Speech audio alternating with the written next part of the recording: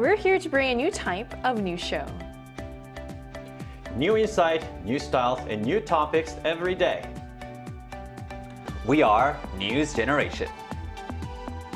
Bringing news just for you. It's Tuesday, March 24th here in Seoul. I'm Lee Soo-jin, and this is News Generation. Joining us today is Ki. Good morning. Good morning. Also, Fabi is with us. Happy Tuesday. Happy Tuesday. And both are here to speak on behalf of people in their 20s and 30s. So as we head into the second day of the work week, we're turning to something a little softer and a lot more heartwarming. So yesterday marked International Puppy Day, a celebration of our loyal, lovable puppies who bring so much joy into our lives. So Keith, let me ask you, are you a dog person? I am a dog person, but honestly, I did not know it was the International Puppy Day until yesterday. But then I was looking at my phone, and it was the most popular search engine in Korea, the N one, the green one that everyone knows. And I realized it was the International Puppy Day as it was boldly printed right there in the main page with this logo. But raising a dog used to be a complicated issue for me because I had a big trauma. I was bitten by a dog and had to have a big surgery when I was young. I had a lot of stitches. So a big dog on the street just suddenly attacked me when I was, I think, 7 or 8 year old. And it scared me for a long time. And I guess that sort of became a small PTSD I had been suffering. Then when I was studying abroad in the States at my aunt's house, she had a beagle. And I was with her for 3 years, raising her, giving her food and snacks, running around the neighborhood together. And I guess my sickness sort of cured. And now I'm okay with a dog. As a matter of fact, I wish I could raise a dog right now. So you really have evolved over the years in terms of your relationship with dogs, I see. Exactly. What about you, Fabio? Well, that's a very good transformation. Thank God, because I'm also a dog lover and I really like them. They're so cute. Whenever I have the chance to pet them, I always cuddle up. I let them lick my hands. And I think that comes from the fact that I never had a pet. Whenever I would try to tell my mother, please, can we have a dog? She would be like, no. So I get it. There's a lot of responsibility going on, but I tend to hang out pretty good with them and I have a very good bark. Can we hear it? Do I want to ask? that was really good. So yeah, I feel like I connect with them on a spiritual level. Real quick, so in Korea and in the States, there's different sound effects or sounds for animal sounds. So in the States, we say wolf, right? Yes. In Korea, we say 멍멍. What is it in Spain? In Spain, we would say wow wow. Like, wow. Wow. Oh, that's cute. That's type cute. of vibe. Okay, I see. So we're going to talk more about this. But first, let's take a look at the screen.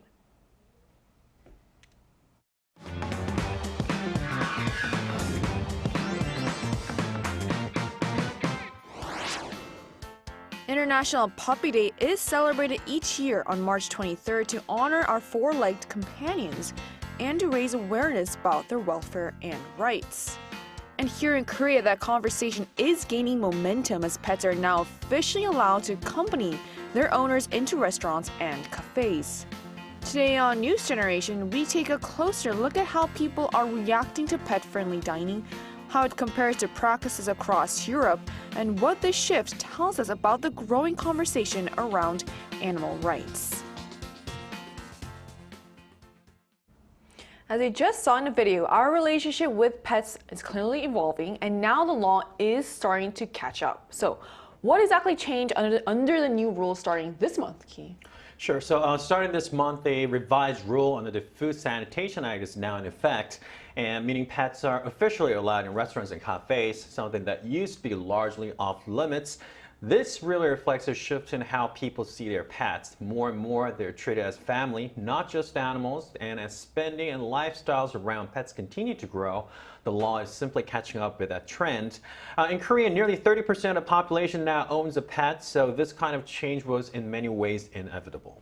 Right, so this really reflects how pets are no longer just animals, but family for many people here. But with that shift also comes new responsibilities and standards. So what do businesses have to do to allow pets inside? Well, establishments are now allowed to bring pets inside, but they're not allowed to do so freely. In fact, a lot of establishments right now are dealing with the fact that they have to comply with a lot of policies and regulations. For example, to officially register a place as a pet-friendly space, business owners need to get a permit from a local government, and they would have to meet 10 different types of criteria.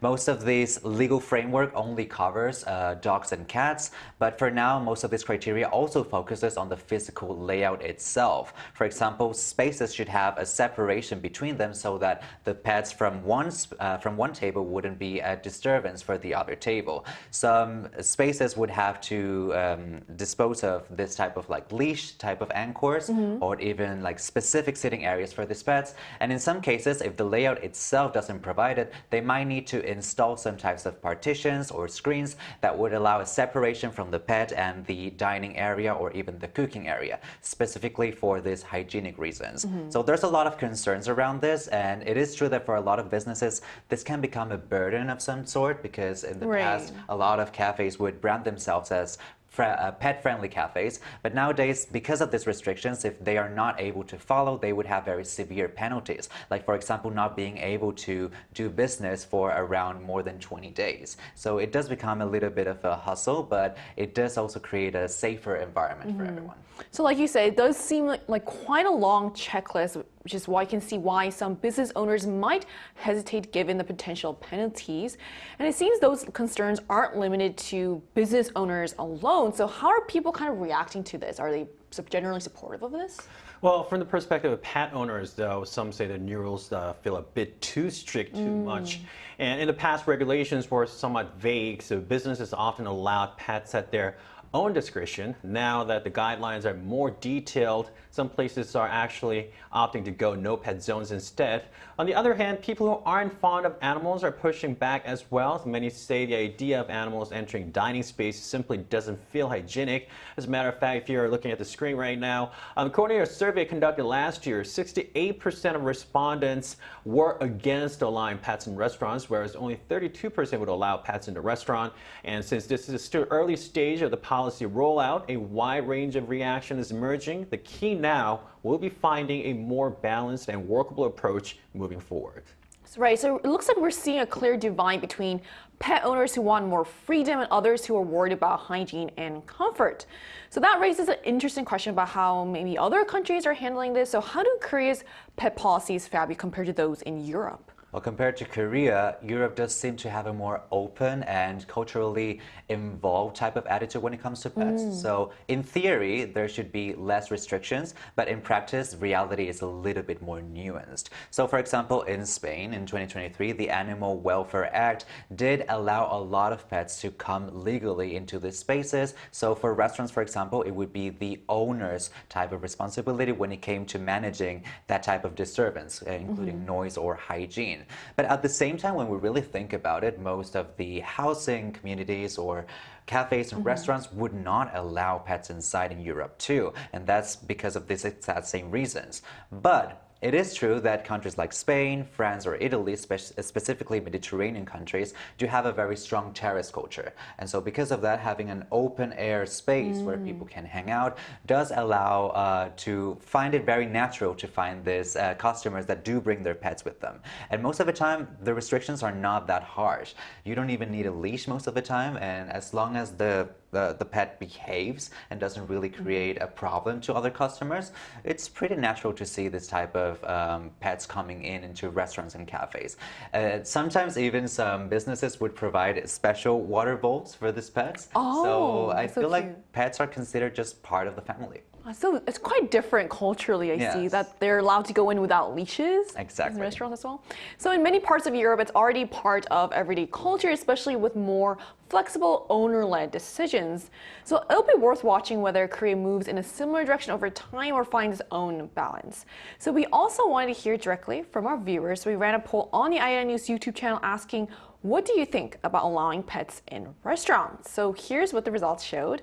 So opinions do appear quite divided, with about 70% saying pets should not be allowed in dining spaces, citing concerns such as hygiene and comfort, while the remaining 30% are in favor, reflecting growing acceptance of pets as part of everyday life. So the results are quite telling. So while pet culture is clearly growing, concerns over hygiene and shared spaces still seem to outweigh acceptance for a lot of people.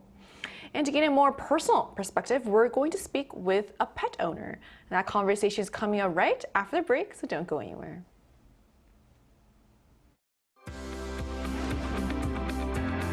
NewsGen wants to hear from you. Go to YouTube and search out Channel Arirang News. click posts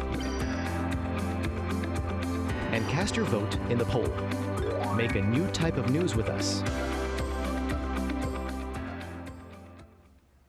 Joining us today is Alyssa, a dog owner from Germany. So hello, Alyssa. Thank you so much for connecting with us today. Hello, my dog is going to leave. He's very confused right now. What's going on? He's so cute, though. So, Alyssa, can you tell us about the star of today's show, your dog, and how you came to own him? Yes. So, my star today is Odi. His name is Odi, like duck. He is 6.5 years old, a Coton de Tulare, and I bought him in Germany. He was originally supposed to be a service dog because I had an anxiety disorder back then, but that kind of backfired because he later turned out to have autism, so now I'm taking care of him. But it works out because I can focus all my anxiety on him now. We came to Korea together in 2022. Yes, that's all about him right now. Right. We've been talking about allowing pets in Korea in the cafes and restaurants. Then how about in Germany? Are pets allowed in restaurants or cafes there? Yes, in Germany, it's already the law that generally dogs and cats are allowed, or like mostly dogs are allowed in cafes and restaurants. However, there are some restrictions, so they have to stay in the guest area. So if there's like open food, like for example a buffet, they are not allowed to enter that stage for hygiene reasons as well. And we have a very strict law about leash culture. Like leashes are mandatory everywhere, so you cannot just let your dog walk around without leashes. And in Germany, the culture concerning pets, or especially dogs, is different. So you see them as kind of part of as a family, but you don't treat them like children like in Korea. They're still seen as animals, so they don't have their own chairs in a restaurant. They just are on the ground. Also on the subway, they're allowed to come in, but they're not allowed on the seats or anywhere. They are on the ground. So it's very like a different culture because they're more like, I feel closer to the family in Germany, but they're also separated from humans. And are regular customers uncomfortable with these pets in cafes or restaurants in Germany? So when I was with my puppy in Germany and we went to cafes and restaurants, we never had like any experience that people were uncomfortable. However, he's a very small dog, so I don't know if that also is the same with bigger dogs.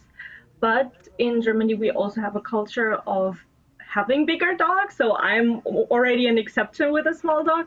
I would say usually people are not, like, they think it's okay. However, only if they don't disturb people. Like if they're just under the table, lying, sitting, then it's okay. If they keep standing up, barking, like moving their chairs, of course, the restaurant owner, the cafe owner will say something. But especially outside areas, like what you said before, like terrace, no one cares. I see. Well, I can't imagine anyone feeling uncomfortable after they look at your dog and see how cute he is. So cute. In Germany, people don't find him that cute, actually. So in Germany, we have a better like way of living, like with pets. But smaller dogs are not considered that cute. So in Korea, people actually are more friendly to my dog. In Germany, to dogs as a whole. That's so interesting, because that's the difference in culture. All right, thank you so much for coming on with your dog. Thank you for having me. It went well. Thank you. See you next time. Thank you.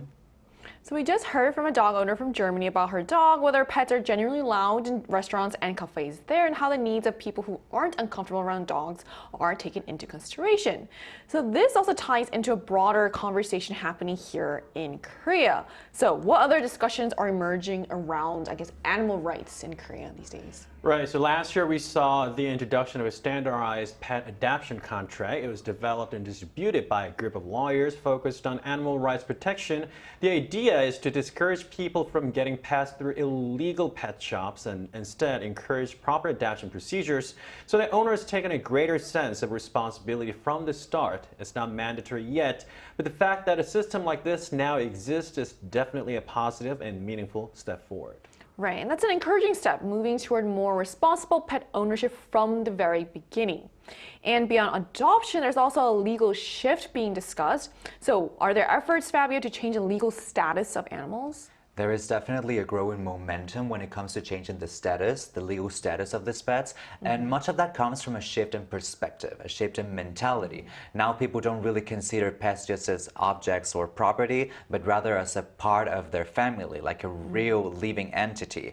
You see, under current Korean civil law, animals are still classified as property, but it feels like most owners don't really reflect that type of sentiment. Most of them consider, as we just mentioned, these animals as part of their whole life, not as something that they own and can just like maneuver around. And because these are becoming living beings that should be there should be some dignity considered in the whole spectrum. And so this moral code that most owners right now have is not being reflected legally. So this, if this amendment is going to be passed, it could lead to stricter penalties also for other issues like abandonment or even abuse. And it would help prevent this mistreatment that sometimes it's a little bit hard to define if the legal framework is not well prepared. So I do feel like dignity can legally be could come to these pets in any time soon here in Korea. Right, I hope so too. So I think this could be a real turning point, especially in strengthening protections against